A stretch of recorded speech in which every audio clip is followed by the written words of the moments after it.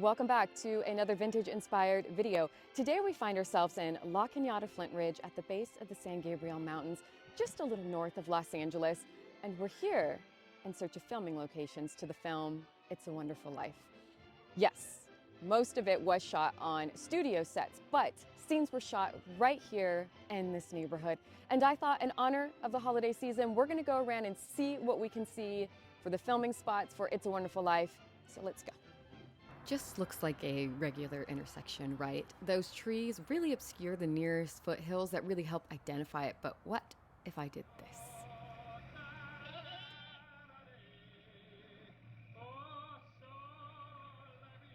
Through the trees from my view, you can see those foothills that are nearest that are very visible in the scene, but look at that furthest mountaintop. This is really cool because mountains don't change often, so it looks exactly as it did when the film was shot here in 1946.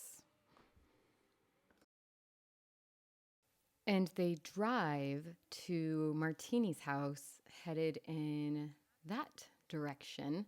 But in reality, Martini's house is just a little bit up this street on the left-hand side. To my knowledge, there are two remaining filming locations for the movie that look as they did back when it was filmed. One is Beverly Hills High School. The other is right here in front of me. We're gonna take a look at Martini's house. And while this neighborhood has changed since the film was shot here in 1945, there are a lot more trees and more houses. Martini's house looks relatively the same as it did in the film, right down to the address numbers.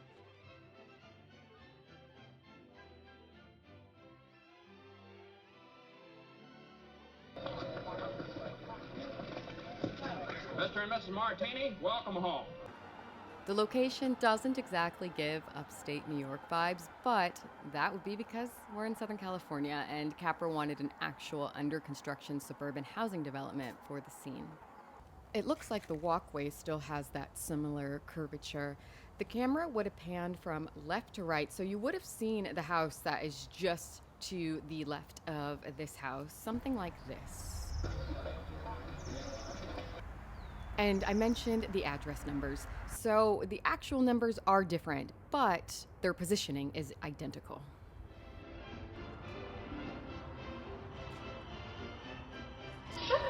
Bread, that this house may never know hunger. Salt, that life may always have flavor. Scenes also took place across the street, and this house looks the most different to me. It has possibly been updated because it wasn't matching up identically, and my first thought was maybe they used a different house for that tight shot with Sam Wainwright. But upon further study, I noticed the blinds matching from the close-up shot to when George walks back to his car. And you can see that the two homes are side by side in this screen grab. This would be about the angle we get when Sam Wainwright drives away and Mary and George stand there watching. Then the camera pans to the right, following George and Mary back to their car. And this is really cool because that little garage in the back, you can still see that. And the telephone pole is also still there. The film was both Jimmy Stewart and Frank Capra's first foray back into making films following their service in World War II, and they both are pretty nervous about it. This is not news to those who are fans of the film, and it could be its own video, but when the film premiered, it did not become the classic that we know it as. Today, it had a very lukewarm reception, and Jimmy Stewart saw it as a career disappointment, so much so that 3 years later, while making a film called The Stratton Story, Reed's name came up as a co-star option, and Jimmy Stewart vetoed it, not wanting to go through another round of movie making with her. And there's more details to this, but it wasn't until the film fell into public domain that local networks started playing it as part of their Christmas programming, and it really picked up steam and became what we know it as today. Here we are now in Hollywood to visit RKO Studios, which today is Paramount Studios.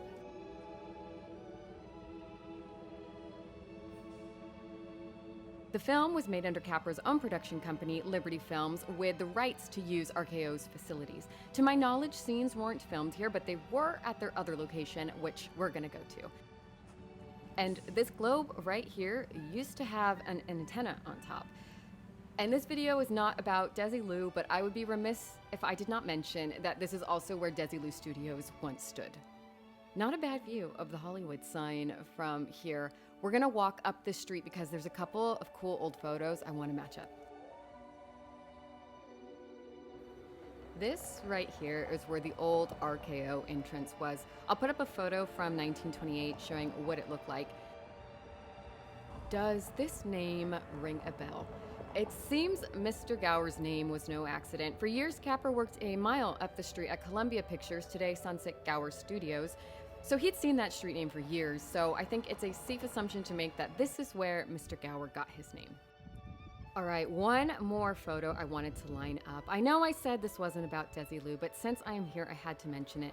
Look closely at these lights. They remain the same in the photo I'm about to show you. This entrance is now blocked off, but about 65-ish years ago, Desi Arnaz and Lucille Ball could be seen coming out of this door.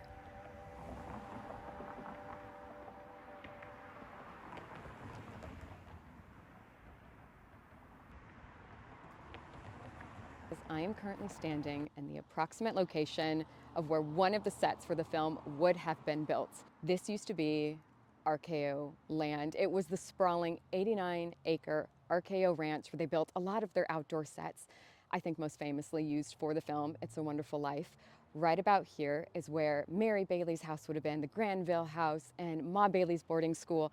Just up the street over here is where they built the main street of Bedford Falls, where Jimmy Stewart goes running down that street, wishing a Merry Christmas to the old building and loan, Merry Christmas to Mr. Potter.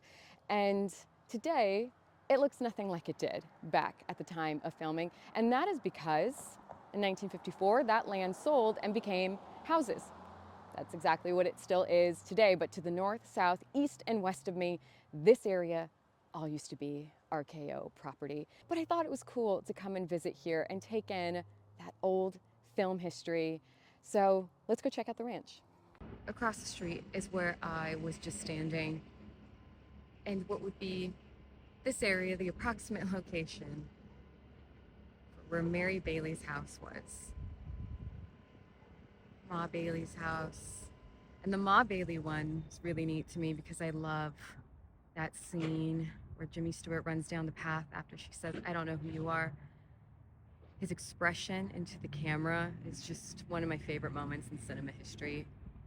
And that all would have taken place right about here. Imagine George going up to the gate, running the stick in his hand along the picket fence before he kicks the little wooden gate, goes into Mary's house. Continuing down this street, we're headed east towards Balboa Boulevard. A few blocks from here, the street dead ends into a park, and that would have been the eastern border of the ranch. The entrance to the ranch would have been just about a minute drive south from where I was first standing. We're walking right now to see the approximate area where Jimmy Stewart ran down Genesee Street when he comes back after his experience with Clarence. The only thing is, he would have ran down going parallel to us, which means he would have been running through these houses. Yeah, so it would have probably butted up to about right there. The street ends. See right there, not a through street, but over that way would have still been the property all the way down. It was massive. My research says we need to head a little bit of a way up this street to get to the approximate area where the set would have been. Oh my gosh, how much I wish I could just see all of that right now playing out in front of my eyes. This is it. If you can imagine. This is all approximate locations based off my research, but this is definitely the RKO Ranch. I saw some photos. This area is close to where it would have all taken place in Bedford Falls. So I'm just gonna take that in for a second because that is truly amazing to me. But yeah, Jimmy Stewart would have been about, let's say here, since we can't say with 100% certainty, but running down here. Merry Christmas, you old building and loan. Merry Christmas, Mr. Potter. Continuing through that house.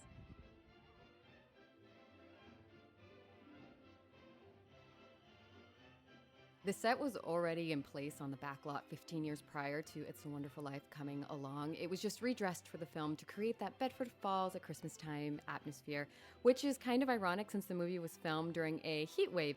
Part of me wonders if those who've seen me walk by down the middle of the street with the gimbal in my hand are wondering what I'm doing, or maybe they know. I hope they know. This is cinema history right here. This is Bedford Falls. This is a street over, but we're headed up to the same area we just were at on the other side of the street, just to see where else he would have also been running. So he would have run from that house here on the left over to the right, continuing on down Genesee Street. Merry Christmas! Merry Christmas, George! Merry Christmas, George! So cool.